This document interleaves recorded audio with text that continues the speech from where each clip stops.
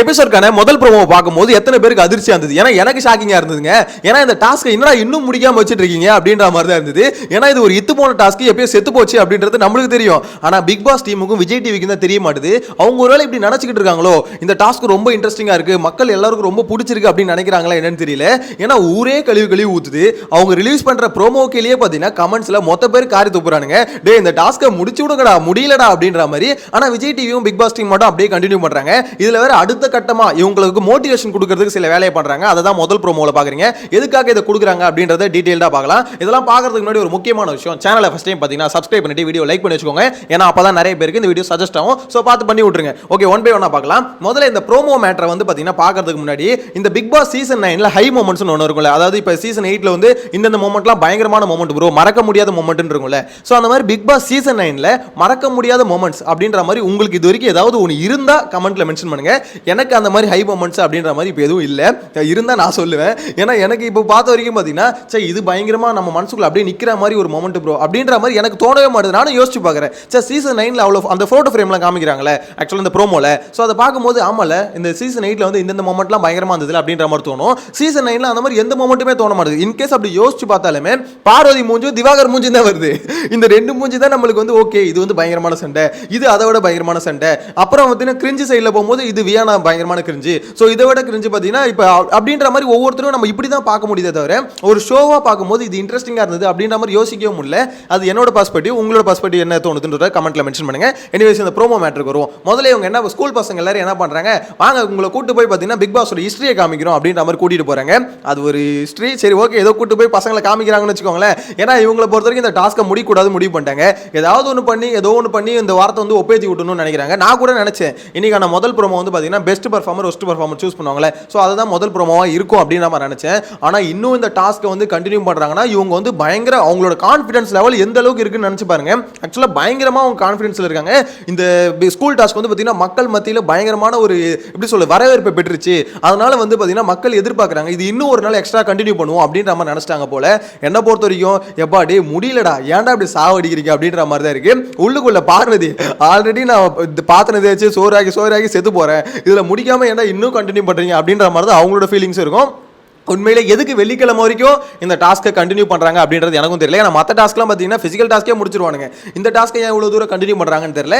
Maybe அந்த school ஸ்டூடெண்ட்ஸாக அவங்க எல்லாரையும் பார்க்கறதுக்கு பிக் பாஸ் டீமுக்கு வந்து பிடிச்சிருக்கு போல, ஸோ அதனால் காமிக்கிறாங்கன்னு நினைக்கிறேன். இதில் கூட்டு போய் காமிக்கும் போது பார்த்தீங்கன்னா ஜாக்லின் அந்த லாஸ்ட் டைம் அந்த ரன்னிங் அந்த பண போட்டி எடுக்க போயிட்டு கடைசியில் வந்து அவங்க வெளியே வர அது உள்ளே வர முடியாமல் வெளியே போவாங்கல்ல, ஸோ அந்த மொமெண்ட்டை காமிக்கிறாங்க. கடைசி இந்த ஸ்டூடெண்ட் வந்து ரொம்ப நல்ல ஸ்டூடெண்ட், கடைசி எக்ஸாமில் ஃபெயில் ஆகிட்டாங்க அப்படின்ற மாதிரி கனி எக்ஸ்பிளைன் பண்ணுறாங்க. பார்க்கலாம். அதாவது போன வாட்டில் ஜாக்லினை வந்து நிறைய பேர் வந்து கிரிஞ்சு என்னடா ஓவரா டிராமா பண்ணுது அப்படின்ற மாதிரி பேசணும், நானும் பேசினேன். அதுக்கப்புறம் ஃபைனலாக போக பார்த்தீங்கன்னா ஜாக்லின் யார் அவங்க பொட்டன்ஷியல் யாருன்னு காமிச்சாங்க. ஆனால் இப்போ இந்த சீசனை கம்பேர் பண்ணும்போது ஜாக்லின்லாம் ஒரு பண்ணதெல்லாம் ஒரு டிராமாவா அப்படின்ற மாதிரி இருக்குங்க. ஏன்னா இவனுங்க பண்ணுற டிராமா இருக்குல்ல எக்ஸ்ட்ரீம் டு தி கோர் அப்படின்ற அளவுக்கு டிராமா பண்ணிட்டு இருக்கானுங்க. அந்த ப்ரோமோ கமெண்ட்ஸ்லேயே ஒரு விஷயத்தை வந்து ஒருத்தர் வந்து மென்ஷன் பண்ணியிருந்தாரு. இந்த மாதிரி சுபிக்ஷா வந்து ஐடி கார்டு வந்து மிஸ் பண்ணியிருந்தாங்கல்ல, ஸோ அதுக்கு வந்து ஐடி கார்டு மிஸ் பண்ணியிருந்தாங்க மீன்ஸ் ஐடி கார்டை சபரி எடுத்து ஒழிச்சு வச்சிருப்பாரு. அதுக்கு வந்து பார்த்தீங்கன்னா சுபிக்ஷா பயங்கரமாக அழுதுருப்பாங்க. அது வந்து ஒரு ஐடி கார்டு தானே அப்படின்ற மாதிரி நம்மலாம் கேட்டாலும் அவங்கள பொறுத்தவரைக்கும் ஐடி கார்டு மூஞ்ச நான் பார்க்கணும் அப்படின்ற மாதிரி ஓவரா பயங்கரமா ஃபீல் பண்ணி பார்த்தீங்கன்னா ஏதோ பயங்கரமா ஏதோ இழக்கக்கூடாது ஏதோ ஒன்று இழந்துட்ட மாதிரி அழுதுருப்பாங்க. ஸோ அப்போ எல்லாம் கலாச்சிருந்தோமா. ஆனால் நேற்று சுபிக்ஷா வந்து பார்த்தீங்கன்னா திருப்பி இந்த மாதிரி பார்வதி அழுவும் போது இது பிராங்க் தானே, ஜஸ்ட் பிராங்க், இதுக்கு எதுக்கு அழுவுறீங்க அப்படின்ற மாதிரி, உனக்கு ஐடி கார்டு தூக்கி வச்சதுக்கு அழுவுற, ஆனால் இங்கே வந்து பார்த்தீங்கன்னா சேலையை தூக்கி வச்சது ஏமா அழக்கூடாது அப்படின்ற மாதிரி ஒருத்தர் கமெண்ட்ல போட்டிருந்தாரு. ஸோ அதை பார்க்கும்போது எனக்கு ஆமால சரி இந்த விஷயத்தை நம்ம மிஸ் பண்ணிட்டோமே அப்படின்ற மாதிரி தான் இருந்தது.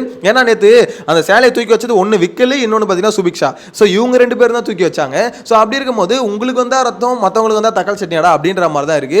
ஆனால் என்ன பொறுத்த வரைக்கும் இந்த சுபிக்ஷா என்னைக்கு விக்கல் சீக்கிரம் பார்த்து காப்பி பண்ணுறது நிறுத்துதோ அப்போதான் உருப்பிடும் அப்படின்ற மாதிரி தோணுது. இந்த எஃப்ஜேவோட எப்படி சொல்றது வாயில வாத்தியம் வாசிக்குதுல அதையும் நிப்பாட்டிக்கணும். எதுக்காக வந்தோமோ அதை பார்க்கணும். நீ வெளியே போய் கற்றுக்கிறது இருந்தால் கற்றுக்கோ. இங்கே வந்து பார்த்தீங்கன்னா எதுக்காக வந்தோமோ அதை ஃபோக்கஸ் பண்ணாமல் இந்த கேமில் எப்படி இம்ப்ரூவ்மெண்ட் காமிக்கலாம் அப்படின்றத ஃபோக்கஸ் பண்ணாமல் இந்த விக்கல் சீக்கிரம் பேச்சை கேட்டு நம்ம டெவலப் பண்ணணும்னு சொல்லிட்டு அந்த பொண்ணோட ட்ராக்கே மாற்றி விட்டாங்க. ஆக்சுவலாக விக்கல் சீக்கிரம் பார்த்தீங்கன்னா பயங்கரமான ஒரு கேம் ஆடுறாப்ல. ஏன்னா சுபிக்ஷா வந்து பார்த்தீங்கன்னா இப்படி மாற்றி விட்டாரு, நீ கேமில் ஃபோக்கஸ் பண்ணாத, வாயில் வாத்தியம் வாசிக்கிறதுலேயே ஃபோக்கஸ் பண்ணு போ அப்படின்ற மாதிரி. அந்த பக்கம் வியானா வந்து பார்த்தீங்கன்னா சும்மா நல்லா ஒரு சில இடத்துல பாயிண்ட் பேசிட்டு இருந்தது, என்னதான் கிரிஞ்சி பண்ணிட்டு இருந்தாலுமே சில இடத்துல கரெக்டாக பாயிண்ட் பேசிட்டு இருந்தது. அதை வந்து பார்த்தீங்கன்னா இதை எப்படி உடைக்கலாம், சரி ஓகே இதுக்கு லவ் கண்டென்ட்ல தூக்கி துரத்தி விட்டுருவோம் அப்படின்ற மாதிரி என்ன பண்ணப்பல அழகாக டைவர்ட் பண்ணி வேணா நீ என்ன பண்ணுறமா போயிட்டு லவ் கண்டென்ட் பண்ணுமா அப்படின்ற மாதிரி பார்த்தீங்கன்னா உசுப்பேத்தி விட்டு இது இப்போ வந்து பார்த்தீங்கன்னா அந்த அந்த பிக் பாஸ் வீட்டுக்கு எதுக்கு வந்தோன்றதை மறந்துட்டு எஃப்ஜேவும் வியானாவும் பார்த்தீங்கன்னா பயங்கரமான ஒரு லவ் கண்டென்ட்ல ஈடுபட்டு கொண்டிருக்கிறார். இதுக்கு முழு காரணம் யாருன்னு பார்த்தீங்கன்னா நம்மளுக்கு விக்கல் சீக்கிரம் அப்படின்றது அப்பட்டமா தெரியும். ஏன்னா அவர் தான் பார்த்தீங்கன்னா கொக்கி போட்டு விட்டது. ஸோ அவரோட பிளான் வந்து சக்ஸஸ்ஃபுல்லாக முடிஞ்சிருச்சு. ஸோ 2 பேர் கேம் பிளேவை காலி பண்ணிட்டாரா, அடுத்து ஒவ்வொருத்தராக ஒரு டார்கெட் பண்ணுறாரு. ஆனால் அவர் வந்து டார்கெட் பண்ணுறது தெரியவே மாட்டேதுங்க. இதெல்லாம் பயங்கரமான ஸ்ட்ராட்டஜி. யோசிச்சு பாருங்களேன், விக்கல் சீக்கிரம் ஒருத்தவங்களை டார்கெட் பண்ணி அவங்க கேமை காலி பண்ணுறது அவங்களுக்கே தெரிய மாட்டேது. அந்த அளவுக்கு தான் அந்த செமையா ஒரு கேம் பிளே பண்ணிட்டு இருக்காரு சுபிக்ஷா. உண்மையிலே சொல்கிறேன், சீரியஸ்லி ஸ்டார்டிங்கில் பார்வதி கூட சண்டை போடும்போது ஓகேப்பா இந்த பொண்ணு எவ்வளோ போல்டாக பேசுது, ஓகே இந்த பொண்ணு மேலே வந்துடும் போல அப்படின்னு நினச்சேன். இப்படி மட்டமாக தேஞ்சு போகணும்னு தெரியாது. இந்த வாரம் நாமினேஷன் இருந்தால் சுபிக்ஷாவும் டேஞ்சர் ஜோனில் தான் இருப்பாங்க. ஸோ இந்த வாரம் நாமினேஷன்லேருந்து தப்பிச்சதுனால சுபிக்ஷா கொஞ்சம் ரிலாக்ஸ்டாக இருக்காங்க. விக்கல் சீக்கிரம் பேச்சை கேட்காம கொஞ்சம் சுயமாக யோசிச்சா கொஞ்சம் பெட்டராக இருக்கும் அப்படின்ற மாதிரி தோணுது. ஏன்னா அந்த பொண்ணு அப்படியே விக்கல்ஸை காமி பண்ணுதுங்க. அவன் எப்படி ஒரு மாதிரி பேசுறானோ அதே மாதிரி பேசணும்னு நினைக்குது. அப்படி இல்லை, ஒவ்வொருத்தவங்களுக்கும் ஒரு தனி இண்டிவிஜுவாலிட்டி இருக்கு. ஸோ இங்கே வந்து பார்த்தீங்கன்னா விக்ரம் பண்ணுறது காமெடின்னு அவர் நம்புறாரு, உங்களையும் நம்ப வைக்கிறாரு, எங்களையும் நம்ப வைக்க ட்ரை பண்ணுறாரு. அதுதாங்க இங்கே வந்து இதுவாக இருக்கு. அதை வந்து பார்த்தீங்கன்னா நம்ம நம்புறமோ இல்லையோ, ஆனால் வீட்டுக்குள்ளே இருக்க சுபிக்ஷா, சபரி இந்த மாதிரி ஆட்கள் வந்து நம்பிட்டாங்க. பா விக்ரம் வந்து சமக்கா இந்த வாரம் பாருங்களேன், பெஸ்ட் பர்ஃபார்மர் சொல்லும்போது விக்ரம சொல்லுவாங்க, விக்லரா சொல்லுவாங்க. ஏன்னா விக்லர் வந்து பார்த்தீங்கன்னா செமையாக ஃபன் பண்ணிட்டு இருந்தாரு, அவர் கேரக்டர்லேருந்து வெளியே வரல. ஸோ நான் வந்து விக்லரை சொல்கிறேன் அப்படின்ற மாதிரி அவனா சொல்ல போகிறானுங்க. அப்போ தான் பார்த்தீங்கன்னா எப்படி சொல்கிறது, நான் வந்து அந்த வீடியோ கண்டிப்பாக ரிவ்யூ பண்ணுவேன்ல, அதில் என்னோட கண்ட்ரோலை இழந்து சில வார்த்தைகளை விட்டுருவேன் அப்படின்ற மாதிரி தான் தோணுது. ஏன்னா செம்ம ஃபன் பண்ணிட்டாரு, நம்ம எல்லாம் வந்து சிரிச்சிட்டோம். அது கொடுப்பானுங்களோ அப்படின்ற மாதிரி தோணுது. கண்டிப்பாக சுபிக்ஷா கொடுப்பாங்க, சபரி கொடுப்பாங்க அப்படின்ற மாதிரி எதிர்பார்க்குறேன். அந்த வீடியோவில் பாருங்கள், உக்கிரமாக இருப்பேன். ஸோ அது நடக்கக்கூடாதுன்னு நினச்சிக்கணும். விக்ரமை பொறுத்த வரைக்கும் பார்த்தீங்கன்னா சில விஷயத்தில் அவர் பண்ணுறதுல நான் ரொம்ப ட்ரிகர் ஆகிட்டேன். ஸோ அது நடக்காமல் இருந்தால் அவருக்கு நல்லது அப்படின்ற மாதிரி தான் தோணுது. எனிவேஸ், இந்த ஃபர்ஸ்ட் ப்ரோமோ பொறுத்த வரைக்கும் பார்த்தீங்கன்னா இது ஒரு கண்டென்ட்டை வச்சு இப்படியே கொஞ்சம் கொண்டு போகலாம், ஹிஸ்ட்ரியை காமிக்கலாம் அப்படின்ற மாதிரி பிளான் பண்ணுறாங்க.